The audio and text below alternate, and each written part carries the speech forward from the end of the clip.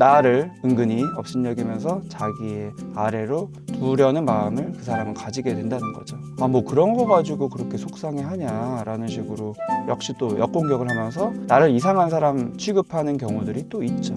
안녕하세요. 정신과 전문의 육아빠 정우열입니다. 오늘도 엄마들의 인간관계 고민에 대한 이야기를 드려보도록 하겠습니다. 육아를 1년, 2년 계속 하다 보면은 아이가 계속 커가면서 새로운 어려움이 찾아오고 또 그걸 해결하고 그때그때 힘든 점들이 있고 또 적응해 가고 하는 과정들이 있지만 어떻게 보면은 계속되지만 적응하기 힘든 게 바로 엄마들의 인간관계의 고민인 것 같습니다. 그래서 제가 간접적으로 상담을 통해서 가장 많이 접하는 것 역시도 인간관계 고민이고요. 이거는 아이가 어린이집, 유치원, 초등학교, 중학교, 고등학교 계속 크면서도 늘 변화되지 않는 고민거리인 것 같습니다. 그래서 종종 엄마들의 인간관계에 대한 영상들을 올렸고, 예전에 선 넘는 이유, 초면에 선 넘는 질문을 하는 이유에 대한 영상에 많은 분들이 댓글을 달아주셔서 그 중에서 몇 가지를 다루려고 합니다. 댓글들을 살펴볼 텐데요. 우선은 이렇게 대응을 나는 한다 라는 팁이기도 하고 또 조언이기도 한 댓글들이 있어서 소개를 드리려고 합니다. 저는 선 넘는 질문을 받으면 바로 남편분은 무슨 일 하세요? 그렇게 말을 하고 그 다음에 대답을 들은 다음에 적당히 또 얘기하는 것 같아요. 이렇게 맞불 작전이죠. 역공격. 남편이 하는 일에 대해서는 그게 역시 선 넘는 질문이기 때문에 선 넘는 질문으로 대꾸를 한다. 아, 이러면 되는구나. 그래서 다음번에 내가 그렇게 해봐야겠다라고 하게 되면 어떤 일이 벌어질까요? 크게 나눠서 두 가지가 있겠죠. 그 당사자가 남편의 직업에 대해서 굉장히 자부심을 가지고 있고, 사실은 선 넘는 질문을 한 이유가 나도 그런 질문을 받아서 답을 하고 싶었던 경우에는 오히려 더 그 대답을 하면서 기세등등해지겠죠. 그거 역시도 내가 원하던 모습은 아닐 겁니다. 또 반대로 별로 남편분 직업에 대해서 얘기하고 싶지 않은 그런 경우에는 내가 이 질문을 했었을 때 상대방은 불쾌하겠죠. 하지만 불쾌한다고 해서 내가 경험한 것처럼 당황하고 그럴 가능성이 사실 많지 않습니다. 왜냐하면 선 넘는 질문을 하는 사람은 나한테만 그러는 게 아니라 계속 많이 하고 다니기 때문에 이런 역공격도 또 많이 당해요. 그렇기 때문에 당황하기보다는 오히려 속에서 더 도끼를 품습니다. 그 자리에서 바로 대답을 할 수도 있고 두루뭉실하게 피할 수도 있고 아니면 대놓고 정색하면서 피할 수도 있지만 중요한 거는 그게 아니라 그 사람이 그 순간에 나에 대한 감정이 어떻게 작용하는가이고 그 감정은 계속 또 작용을 합니다. 인간관계를 맺는 동안에. 그래서 이런 경우에는 사실은 더 골치 아파지죠. 나에 대해서 부정적인 인식, 내가 당한 만큼 또 복수를 해주겠다 이런 마음을 품기 때문에 관계를 앞으로 맺을수록 더 내가 공격당할 위험, 그런 위험으로 또 이끌려가고 또 다른 사람 앞에서 내가 그런 수치스러운 경험을 하게 될 가능성이 커져요. 그러면은 오히려 내가 이렇게 역공격 처음에 한 게 또 하나의 후회의 소재가 되기도 하죠. 아, 그냥 대충 넘어갈 걸, 이런 식으로요. 그래서 이런 대꾸를 하는 거는 근본적인 해결이 되는 경우가 많지 않고 오히려 더 일이 커지는 경우도 많다, 이런 얘기를 좀 드리고 싶고요. 또 다른 어떤 팁을 얘기해 주신 분이 있는데, 저는 아줌마들이 있는 데서 대출 얘기를 하고 오히려 없는 척을 해요. 이것도 하나의 작전일 수 있죠. 내가 없는 척을 한다. 내 앞에서 그 사람이 이제 잘 산다고, 시댁 잘 산다고 이제 자랑을 하면서 말을 하는 경우에 속에서는 내가 더 잘 사는 것 같은데 이런 마음이 들지만 그런 얘기를 안 하는 거죠. 오히려 그런 얘기를 하면 더 질투를 느낄 수도 있고 경쟁심이 들 수도 있고 나를 더 못 살게 할 것 같아서 그냥 말을 안 하는 거예요. 끝까지 말을 안 한다. 그냥 없는 척 한다. 그러면은 우선은 그런 일은 없으니까 내가 더 편해지더라. 하나의 방법일 수 있죠. 임기응변일 수도 있고. 하지만 근본적인 도움은 또 안 될 수 있다는 얘기를 드리고 싶습니다. 왜냐하면 내가 만약에 없는 척을 한다. 그러면은 그분 입장에서는 없는 사람 앞에서 자랑하고 싶은 부분은 더 얘기하고 싶어집니다. 또 없는 척을 하기 때문에 없는 척을 하려면 자기가 자랑할 때 맞장구를 더 쳐줘야 되고 더 호응해야 되고 부러워하는 모습을 또 척해야 되고 그러다 보면은 더 신나가지고 더 떠드는 부분들이 하나가 있을 수가 있고요. 또 한 가지는 나를 은근히 업신여기면서 자기의 아래로 두려는 마음을 그 사람은 가지게 된다는 거죠. 이전 영상에서도 말씀드렸다시피 사람마다 자기가 가지고 있는 우월감 또는 열등감이 이런 식으로 선 넘는 질문의 내용으로 작용을 하는데, 잘 산다라는 경제적인 부분을 자랑하는 경우에는 그렇지 않은 경우를 딱 잡았을 때 그거를 가지고 업신여기면서 자기 우월감을 계속 획득하려는 과정을 하기 때문에 내가 없는 척하는 게 오히려 또 그 사람 입장에서는 내가 이 부분을 계속 쥐고 흔들어야겠다라는 마음을 가지게 됩니다. 그래서 자꾸 틈만 나면은 그런 얘기를 몰고 가는 거죠. 1대1인 경우도 그렇지만 특히나 다대1인 상황에서 굉장히 미묘하게 그런 부분을 나에 대해서 언급하면서 은근히 나를 아래로 두는 뉘앙스를 다른 사람 앞에서 보이는 거죠. 그러면은 처음에는 내가 그냥 마음 편하려고 없는 척 했는데 점점 이제 부글부글 끓겠죠. 억울하고. 또는 내가 없는 자리에서 나에 대해서 그런 얘기를 막 하고 다니는 거죠. 없다고. 그러면은 그런 얘기를 내가 또 다른 사람 통해서 들었을 때는 역시 또 억울하고. 그래서 이렇게 또 거짓말로 둘러대고 척하고 잠깐은 편할 수 있지만 더 큰 후폭풍이 나중에 몰려올 수도 있다라는 얘기를 드리고 싶습니다. 또 한 가지 팁으로 그냥 대충 비밀인데요 호호호 하고 넘겨요. 물론 바빠서 잘 나가지도 못하지만 이렇게 대충 넘기는 거, 쿨하게 아무렇지도 않은 듯이, 하지만 정색도 아니면서 애매하게 이제 대응을 하는 거죠. 그러면 우선은 그분 입장에서는 이 사람이 얘기하기 싫구나, 그냥 적당히 넘어가 줘야겠다가 되지 않아요. 왜냐하면 섬 넘는 질문을 하는 사람은 계속 물고 늘어지게 되어 있습니다. 왜냐하면 그러려고 근본적인 목적 자체가 끝까지 파고들어서 결국에는 우위를 점하려고 하는 거기 때문에 처음에 한번 방어가 있다 하더라도 계속 집요하게 또 파고들 수 있어요. 바로 그 직후가 아니더라도 언젠가 나중이라도 기회를 호신타탐 노리면서, 또는 다른 모임에서 같이 그런 얘기를 하는 과정에서 지난번에 이 사람한테 내가 대답을 못 들었던 그 영역을 또 그때 틈타서 질문을 함으로써 피해갈 수 없게 계속 유도하는 경우들이 꽤 많습니다. 그래서 그 순간에는 뭐 넘길 수도 있지만 결국에는 집요하게 파고들어서 당하는 과정이 있을 수 있다라는 얘기를 드릴 수도 있고요. 또 한 가지는 감정적으로 나에 대해서 불쾌함을 그 사람은 가져요.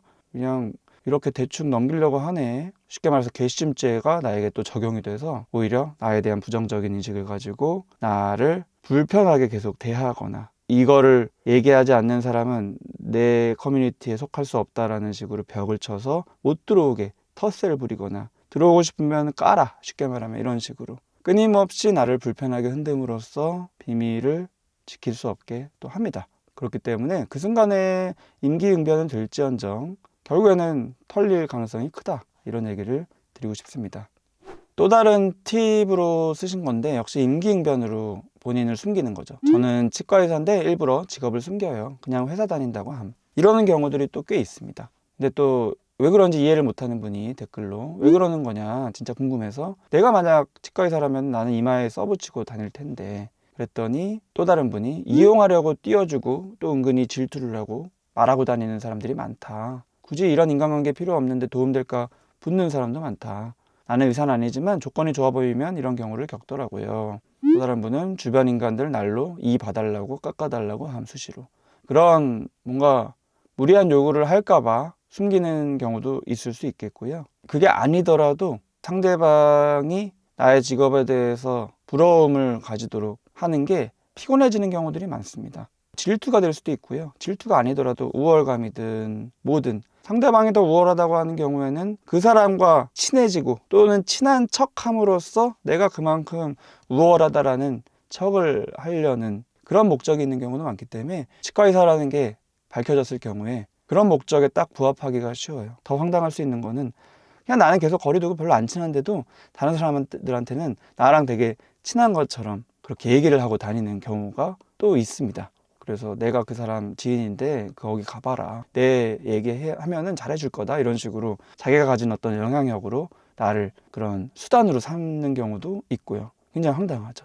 그렇기 때문에 이제 숨기게 되는 얘기를 하신 것 같고요. 하지만 그런 어려움들은 우선은 피할 수 있지만 근본적으로는 도움이 안 되는 거 역시 마찬가지로 언젠가는 들통이 나는 경우들이 있어요. 왜냐하면 엄마들의 세계라는 게 다 얽혀있기 때문에 전혀 관계없는 사람인 것 같아도 한 다리 두 다리 건너서 막 알게 될 수가 있어서 나중에 들통나면 더 큰 어려움에 봉착할 수가 있는, 그게 또 하나의 나의 약점이 될 수 있는, 더 힘들어집니다.